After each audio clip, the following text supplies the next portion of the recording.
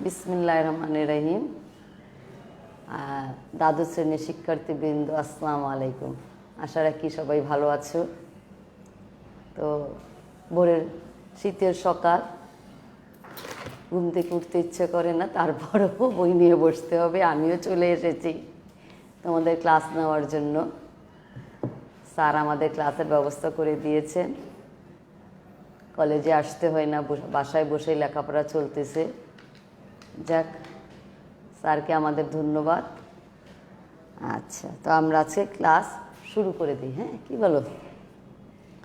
গত ক্লাসে আমি পড়েছিলাম, আমরা মোটামুটি আলোচনা করেছিলাম মানব শারীরতত্ত্বের বর্জ্য নিষ্কাশন নিয়ে, তাই না? এখানে আমরা পড়েছিলাম গত ক্লাসে বৃক্ক কি, বৃক্কের ভিতরের গাঠনিক যে কীভাবে গঠিত হয়েছে, এর কার্যকরী একক, নেফ্রন, এগুলো আমরা জেনেছিলাম। আচ্ছা, এখন এই বৃক্ক আমাদের শরীরের ভিতরে কি কাজ করে, এই যে শারীরবৃত্তিক যে কাজকর্মগুলো নিয়ে আমি এখন আলোচনা করব। আমরা জানি আমাদের দেহের ভিতরে আমরা যে খাবারগুলো খাচ্ছি, এগুলো ভেঙে যাচ্ছে, ভেঙে যে উপাদানের তো বিশ্লিষ্ট হচ্ছে, কিছু আমাদের জন্য উপকারী ভূমিকা পালন করে, কিছু আবার অপকারী। যেমন আমরা আমিষ জাতীয় খাদ্য, আমাদের এই আমিষ জাতীয় খাদ্য বিপাকের ফলে আমাদের দেহের ভিতরে তোমার গিয়ে নাইট্রোজেন গঠিত বর্জ্য পদার্থ তৈরি করে। এই নাইট্রোজেন গঠিত বর্জ্য পদার্থ আমাদের দেহের জন্য খুবই ক্ষতিকর।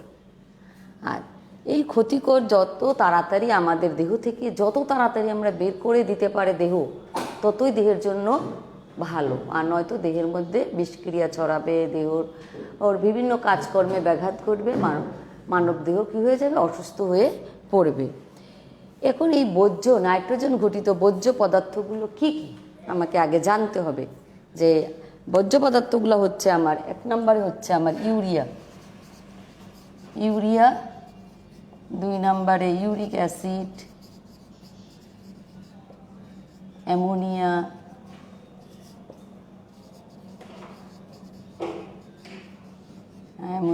তারপরে তোমার গিয়ে ক্রিটিনিন, অ্যামোনিয়ার পরে আসছে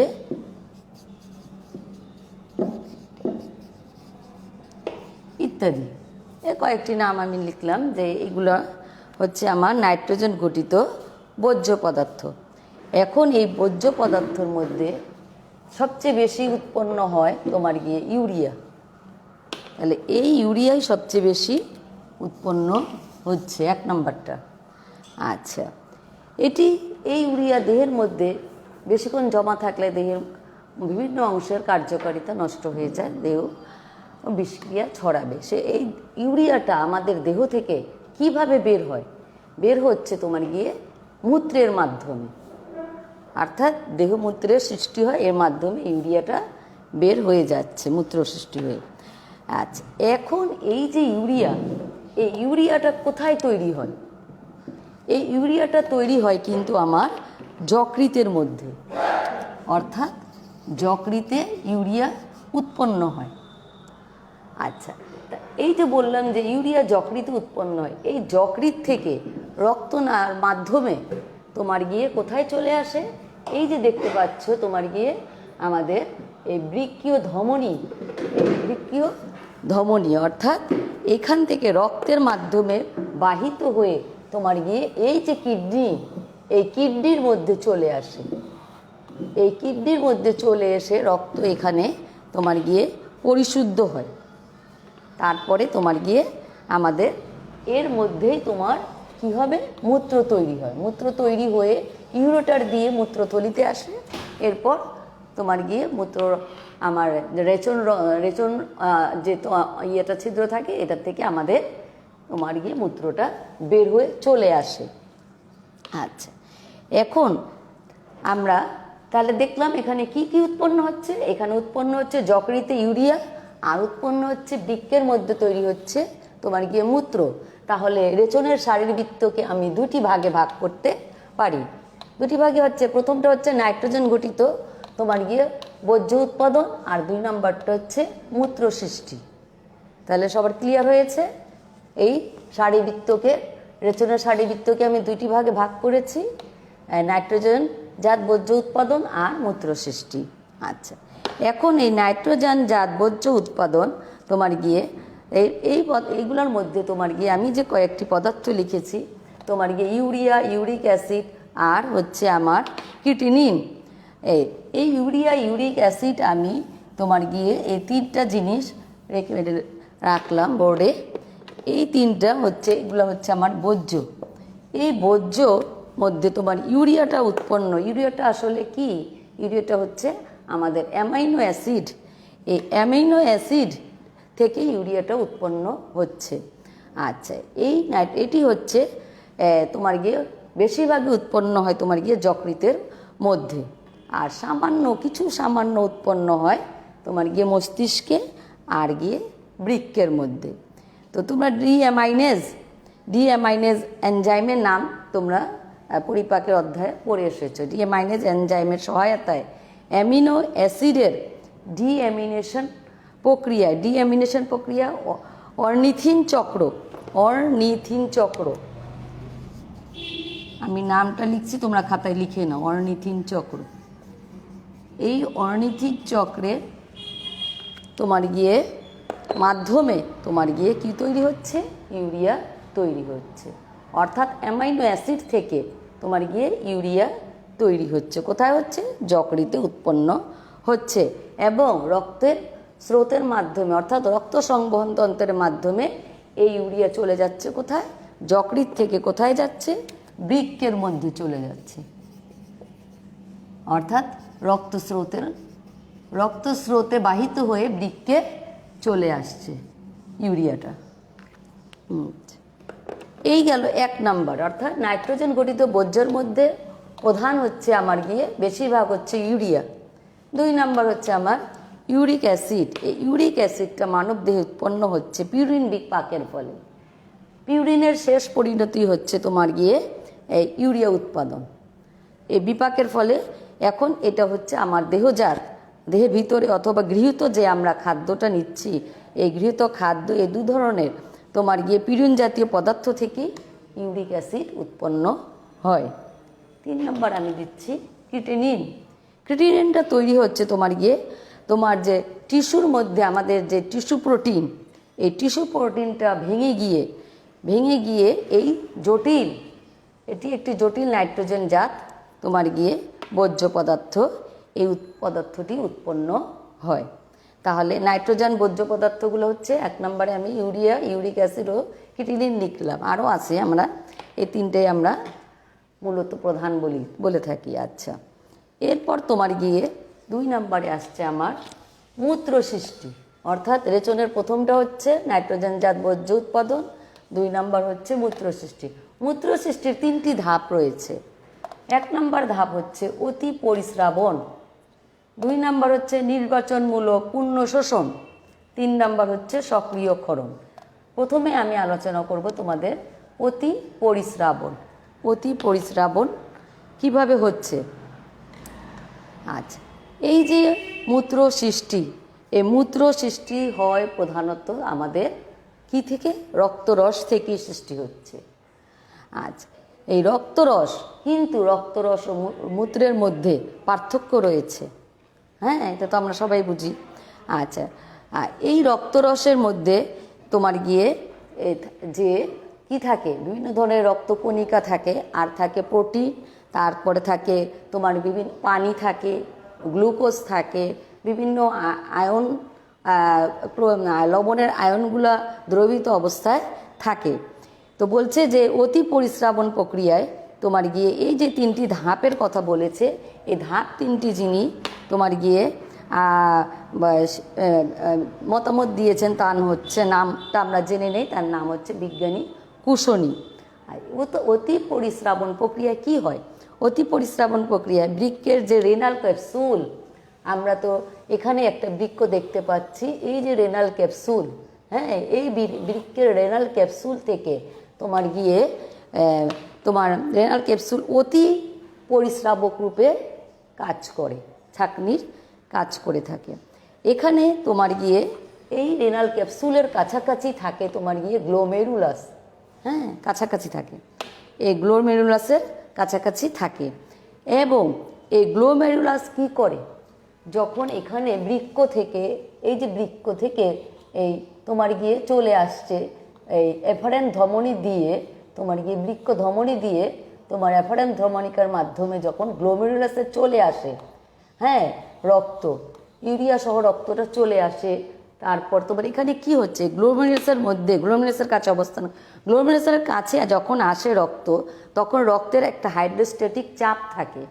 এই হাইড্রোস্ট্যাটিক চাপে রক্তের রসের মধ্যে যে তোমার গিয়ে প্রোটিন আর কি থাকে, রক্তকণিকা থাকে। এই প্রোটিন আর রক্তকণিকাগুলো ছাড়া বাকি থাকে পানি, লবণ, গ্লুকোজ, তারপর তোমার গিয়ে ইউরিয়া, ইউরিক অ্যাসিড প্রভৃতি পরিস্রাবণ প্রক্রিয়ায়, কৌশিক জালিকার পরিস্রাবণ প্রক্রিয়া, এখানে এসে পরিস্রাবণ প্রক্রিয়ায় কৌশিক জালিকা থাকে। এখানে কৌশিক জালিকার যে এন্ডোথেলিয়াম ও ভিত্তিঝিল্লি এবং রেনাল ক্যাপসুলের, এই যে রেনাল ক্যাপসুলের এপিথেলিয়াম তোমার গিয়ে এপিথেলিয়াম কি করে, ভেদ করে ক্যাপসুলার স্পেসে, এই যে ক্যাপসুলার স্পেস দেখতে পাচ্ছ, এই ক্যাপসুলার স্পেসের মধ্যে প্রবেশ করে। ঠিক আছে, তাহলে রক্তরসের মধ্যে, রক্তরসটাই মূত্র সৃষ্টি করে, কিন্তু রক্তরস ও মূত্রের মধ্যে পার্থক্য রয়েছে। মূত্র হচ্ছে রক্তরসের মধ্যে যে রক্তকণিকা এবং প্রোটিন ছাড়া বাকিগুলা তোমার গিয়ে চলে আসে কোথায়, ক্যাপসুলার স্পেসের মধ্যে চলে আসে। আচ্ছা, এই যে পরিশ্রুত তরলটা ক্যাপসুলার স্পেসে যেটা চলে আসলো তোমার এখান থেকে, এখানে তো নেফ্রন দিয়ে তোমার কি হচ্ছে, এখানে গ্লোমেরুলাসের ছাকার পর এখানে চলে আসলো, চলে আসার পরে এই যে তরলটা থাকে, এই তরলটাকে বলা হয় তোমার গিয়ে গ্লোমেরুলার ফিল্ট্রেট। আচ্ছা, আমি নামটা লিখে দিচ্ছি, গ্লোমেরুলার ফিল্ট্রেট।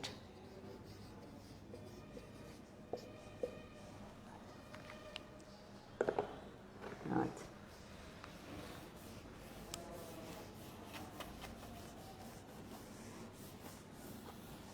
এখন এই গ্লোমেরুলার ফিল্ট্রেট যেটা চলে আসলো কোথায়, এই ক্যাপসুলার স্পেসে। হ্যাঁ, কোত্থেকে আসলো, রেনাল ক্যাপসুল থেকে হয়ে তোমার গিয়ে এখানে নেফ্রন দিয়ে এখানে চলে আসলো, এই জায়গাটায় আসলো। এই যে চলে আসলো, ওই যে চাপটার কথা বলেছি, যে চাপের কারণে তোমার গিয়ে তোমার রক্তের মধ্যে যে এই যে পদার্থগুলো ছিল, দ্রাব্য বস্তুগুলো যে ছিল, এই দ্রাব্য বস্তুগুলো পরিশ্রুত হয়, সেই চাপটাকে আমরা বলবো পরিস্রাবণ তোমার গিয়ে চাপ বলে থাকবো। ঠিক আছে, তাহলে 1 নম্বরটা হচ্ছে অতি পরিস্রাবণ। হ্যাঁ, আচ্ছা, তাহলে অতি পরিস্রাবণের কোথায় চলে আসলো, ক্যাপসুলার স্পেসে চলে আসলো। আর কে আসলো, গ্লোমেরুলার ফিল্ট্রেটটা চলে আসলো। গ্লোমেরুলার যে তরলটাকে, রক্তরসের যে অংশটাকে কি করেছিল, পরিশ্রুত করেছিল, সেটা চলে আসলো তোমার গিয়ে এই অংশটাতে, ক্যাপসুলার স্পেসে চলে আসলো।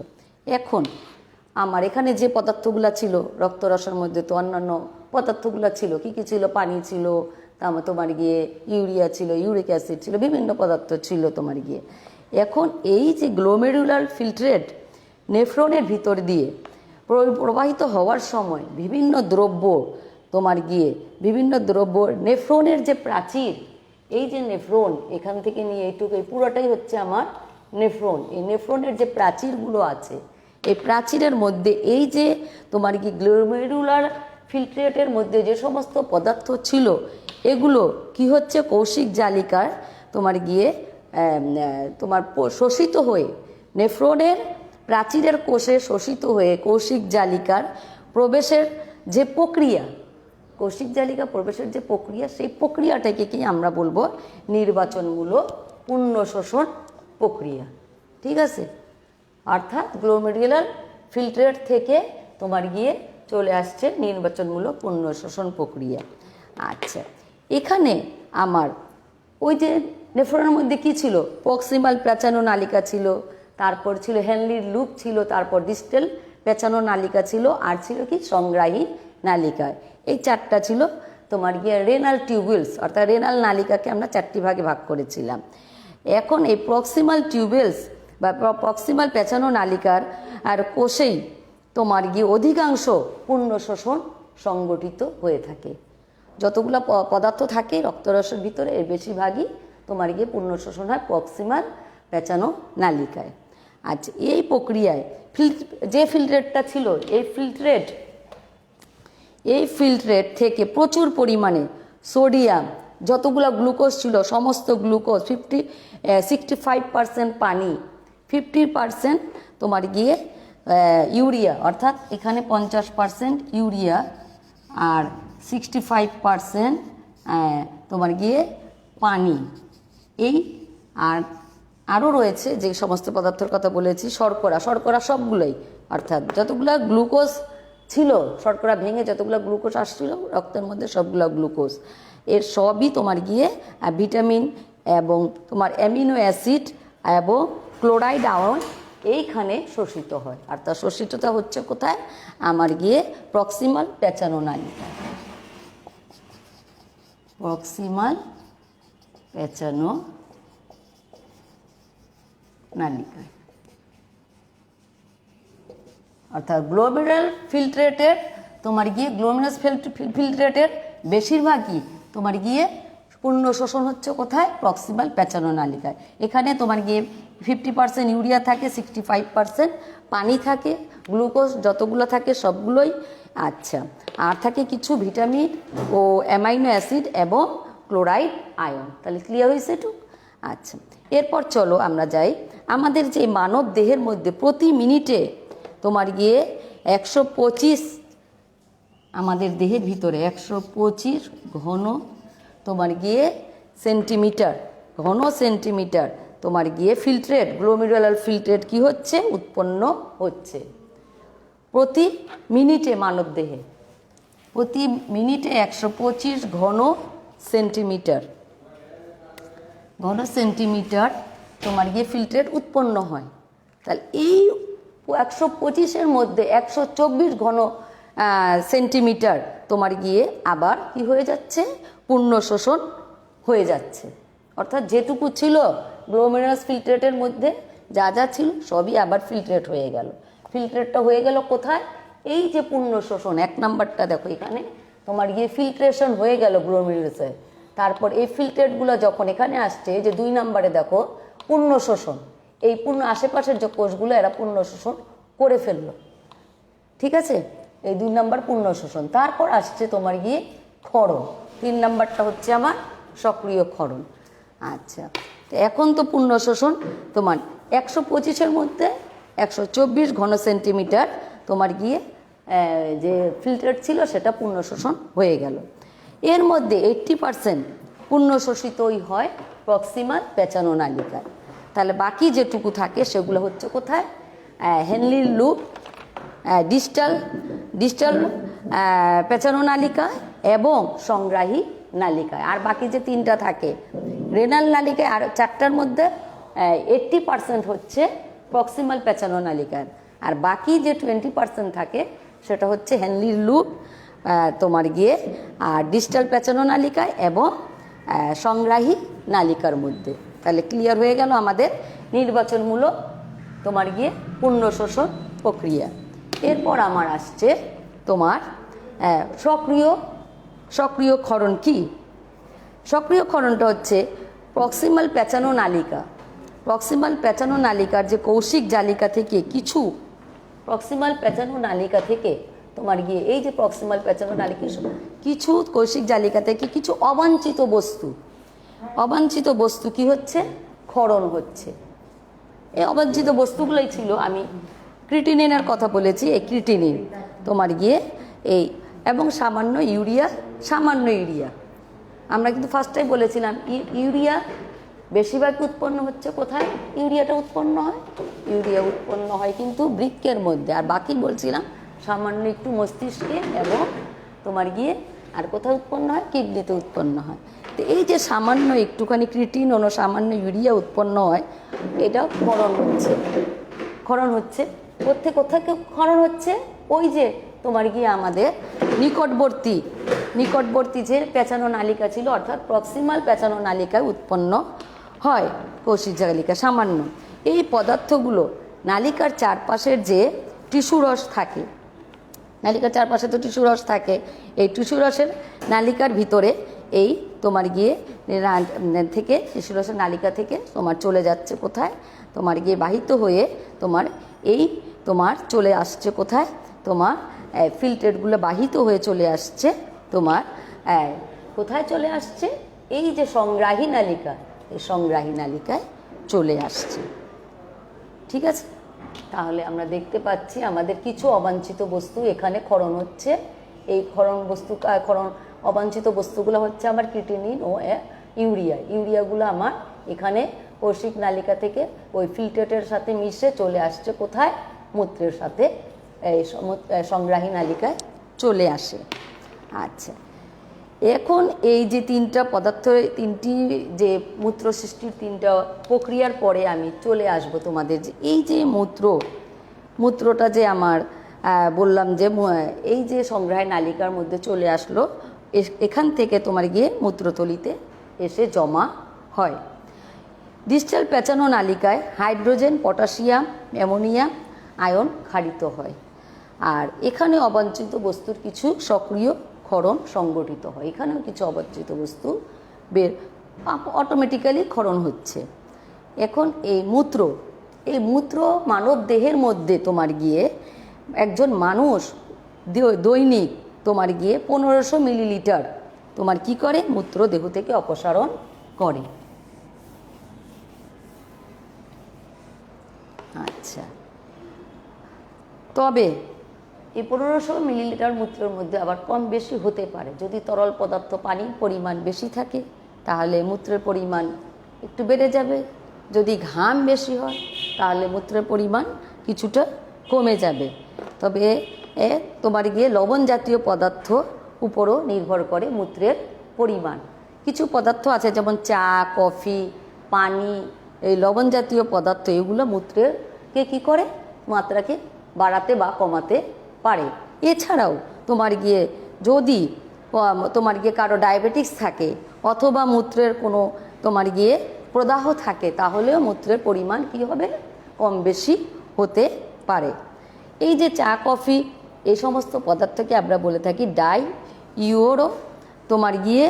ডাইইউরেটিক্স নামক পদার্থ বলা হয়। এবার চলো আমরা চলে আসি এই যে মূত্রটা কিভাবে আমাদের দেহ থেকে বের হচ্ছে। আমাদের দেহ থেকে বের হচ্ছে তোমার গিয়ে তোমার যকৃৎ থেকে তোমার চলে আসে কোথায়, এফারেন ধমনী থেকে কোথায় আসে, এই যে এফারেন ধমনী থেকে আমার চলে আসছে গ্লোমেরুলাস। এই গ্লোমেরুলাস থেকে আসে কোথায়, বাউমেন্স ক্যাপসুল থেকে চলে আসে বৃক্কীয় নালিকায়। এই যে বৃক্কীয় নালিকা, এই বৃক্কীয় নালিকা থেকে কোথায় আসে, তোমার গিয়ে সংগ্রাহী নালিকা। বৃক্ক নালিকা থেকে আমার চলে আসবে সংগ্রাহী নালিকা। সংগ্রাহী নালিকা থেকে আসবে বৃক্কের পেলভিসে চলে আসে। এই দেখো, এই যে পেলভিস, এই পেলভিসে আসবে। এই পেলভিস থেকে আসবে ইউরেটার থেকে আসবে তোমার গিয়ে মূত্রথলি থেকে মূত্রনালী, এরপরে রেচন রন্ধ্র, এরপর মূত্র বাহিরে বের হয়ে আসে। অর্থাৎ শুরু হচ্ছে কোত্থেকে, আমার মূত্রটা যে ইউরিয়া যে তৈরি হয়েছিল বৃক্কের যকৃতের মধ্যে, সেই ইউরিয়া বৃক্কীয় ধমনী থেকে শুরু হয়ে একদম তোমার গিয়ে এইখান থেকে নিয়ে বিভিন্ন ধাপে ধাপে এই মূত্র এখানে বের হয়ে গেল। মূত্রথলি থেকে মূত্রনালীর মাধ্যমে রেচন রন্ধ্র দিয়ে বের হয়ে গেল। আচ্ছা, এখন আমি যদি বলি যে মূত্র কাকে বলে, মূত্রের একটা সংজ্ঞা আছে, তাই না? তো মূত্র সংজ্ঞাটা হচ্ছে নেফ্রনের বৃক্কীয় নালিকায় আর গ্লোমেরুলার ফিল্ট্রেটের নির্বাচিত পূর্ণ শোষণের পরে যে খড়বর্ণের, কি বর্ণের, খড়বর্ণের ঝাঁঝালো গন্ধযুক্ত অম্লীয় ভাব সম্পূর্ণ ঝাঁঝালো গন্ধযুক্ত যে তরল পদার্থ, অর্থাৎ যে বজ্র তরল, রেচনিক বেজ্য তরল পদার্থ মূত্রথলিতে জমা হয় তাকেই আমরা বলে থাকবো কি, মূত্র। আচ্ছা, এখন এই মূত্রর তোমার গিয়ে একজন সুস্থ মানুষ দৈনিক 5 লিটার মূত্র কি করে থাকে, ত্যাগ করে থাকে। আর মূত্রের যে কালারটা বলছি যে খড় বর্ণের হচ্ছে, এটা হচ্ছে তোমার গিয়ে তোমার যে খড় রঙের হওয়ার কারণ হচ্ছে ইউরোক্রোম। ইউরোক্রোমের কারণে তোমার মূত্রের রঙটা কি হচ্ছে, খড় বর্ণের হচ্ছে। আচ্ছা, এরপর আমি চলে আসব যে আমাদের তাহলে এই যে মূত্র, তাহলে মূত্রের উপাদান কি, মূত্র উপাদানের মধ্যে মূত্র কিন্তু রক্তরস থেকে সৃষ্টি হচ্ছে, কিন্তু রক্তরস আর মূত্রের মধ্যে পার্থক্য হচ্ছে রক্তরসের মধ্যেও কিন্তু মূত্রের এই উপাদানগুলো, যে উপাদানগুলোর কথা আমি বলেছি, কোন কোন উপাদান বলেছি, পানি, uric acid, creatinine, sodium, potassium, তারপরে ম্যাগনেসিয়াম, অ্যামোনিয়াম, ক্লোরাইড, তারপর তোমার গিয়ে সালফেট এবং অন্যান্য কিছু উপাদান থাকে। এর সাথে রক্তরসের মধ্যে কিন্তু থাকে তোমার গিয়ে প্রোটিন আর রক্তকণিকা। তাহলে রক্তরস আর মূত্রের মধ্যে পার্থক্য হচ্ছে মূত্রের মধ্যে কিন্তু কোনো প্রোটিন এবং কি থাকে না, তোমার রক্তকণিকা থাকে না। তাহলে আমরা মোটামুটি এখানে কিভাবে আমাদের ইউরিয়া যে উৎপন্ন হচ্ছে, কোথায় উৎপন্ন হচ্ছে আমাদের ইউরিয়া, তোমার গিয়ে আমাদের যকৃতে উৎপন্ন হয়। যকৃত থেকে চলে আসছে কিডনির তোমার গিয়ে যে আমরা যে কিডনির যে একক নেফ্রনের ভিতরে দেখো বিভিন্ন কার্যকারিতার মাধ্যমে তোমার গিয়ে তোমার কি তৈরি হচ্ছে, মূত্র তৈরি হচ্ছে। মূত্র তৈরির যে কৌশল, এটা আমরা দুই ভাগে দেখেছি রেচনের শারীরবৃত্তের মধ্যে। একটা হচ্ছে নাইট্রোজেন বর্জ্য উৎপাদন হচ্ছে আর মূত্র সৃষ্টি হচ্ছে। এই মূত্র সৃষ্টি 3টি উপায় হচ্ছে অতি পরিস্রাবণ, নির্বাচনমূলক, পুনঃ শোষণ এবং সক্রিয় ক্ষরণ। আচ্ছা, তাহলে আমরা মূত্র কি যদি সংজ্ঞা আসে, মূত্র সংজ্ঞাটাও লিখতে পারবো। মূত্র এবং রক্তরসের মধ্যে কি পার্থক্য, এটাও আমরা লিখতে পারবো। যে মানব দেহের গতিপথ, এই গতিপথটাও আমরা মোটামুটি লিখতে পারবো। অর্থাৎ এফারেন্ট ধমনী থেকে সৃষ্টি হয়ে তোমার গিয়ে তোমার দেখো এফারেন্ট ধমনী থেকে সৃষ্টি হয়ে একদম মূত্রটা কীভাবে বের হচ্ছে, ইউরেটার দিয়ে মূত্রথলিতে চলে আসছে, তারপর মূত্রনালী, এইভাবে আমাদের দেহ থেকে মূত্রটা বের হয়ে যাচ্ছে।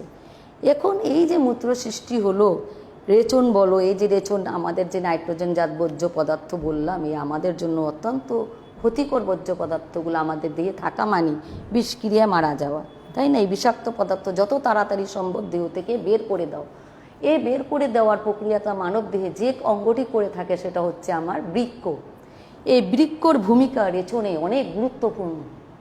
এই প্রশ্নটা তোমাদের আসে, যদি বৃক্ক যদি এই সমস্ত পদার্থকে তোমার গিয়ে এই যে এই বর্জ্য পদার্থগুলোকে যদি দেহ থেকে না বের করতো, তাহলে দেহে বিভিন্ন ধরনের শারীরিক সমস্যা দেখা দিত। এবং এই বৃক্কে যদি কোনো কারণে অচল হয়ে যায়, তাহলে কিন্তু দেহের মধ্যে আর এই দুটি, আমরা জানি আমাদের দেহে 2টি বৃক্ক রয়েছে, একটি যদিও অচল হয় তাহলে আরেকটা কিন্তু কাজ করতে পারে। হ্যাঁ, তো আজকে আমি মোটামুটি তোমাদের এই নিয়ে আলোচনা করলাম যে রেচনের শারীরবৃত্তটা। আগামী ক্লাসে ইনশাল্লাহ বাকিটুকু আমরা রেচন যে বৃক্ক যে অচল হয়ে গেলে কি হবে সেটা নিয়ে আমরা কিভাবে এটাকে আমার ভালো করতে পারি, এর প্রতিকার আমরা কিভাবে লাভ করতে পারি, বিভিন্ন ধরনের যে প্রক্রিয়া আছে এগুলো নিয়ে আগামী ক্লাসে আমি ইনশাল্লাহ যদি ক্লাস নেই তাহলে আলোচনা করব। আজকের মতো আমি আজকে এখানেই শেষ করছি। তোমাদের সবাইকে ধন্যবাদ।